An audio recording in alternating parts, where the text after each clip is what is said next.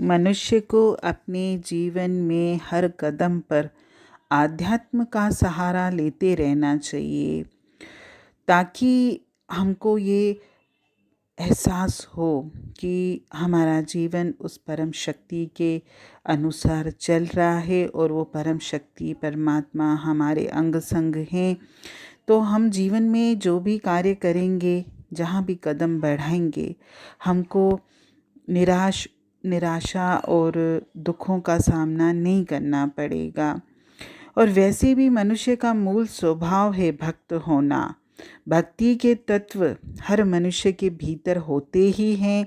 बस फर्क ये होता है कि कुछ लोग भक्ति के बीज का अंकुरण होने देते हैं, तो कुछ इस बीज को मार देते हैं। और कुछ लोग तो भक्ति करने में भी बहानेबाजी का हुनर दिखाते हैं।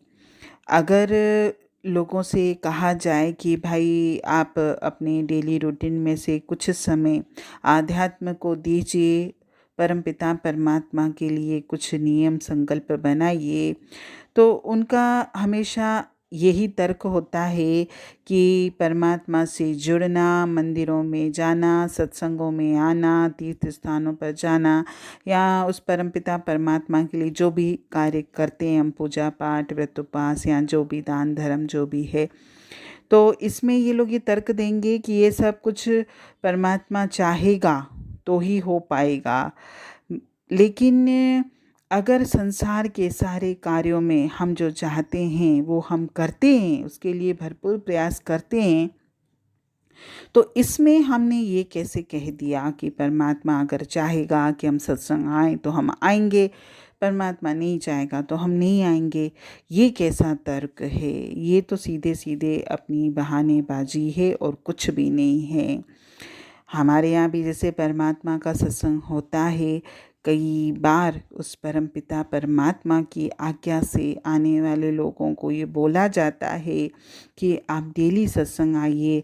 लेकिन उनमें से कुछ लोग तो ये कहेंगे कि हम क्या आएंगे, हमें अगर परमात्मा लेके आएंगे तो हम आएंगे, हमें वो नहीं बुलाएंगे तो हम नहीं आएंगे।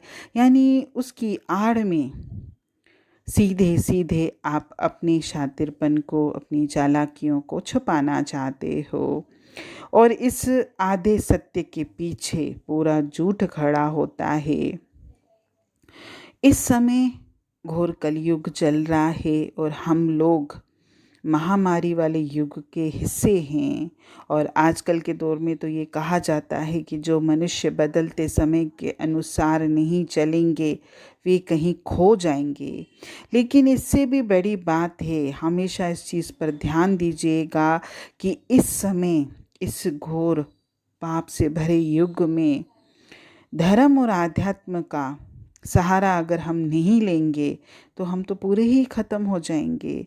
क्योंकि विज्ञान और तकनीकी का जो दौर चल रहा है, इसमें हमको आध्यात्म का सहारा लेना पड़ेगा और आध्यात्म का सहारा हमको लेना चाहिए।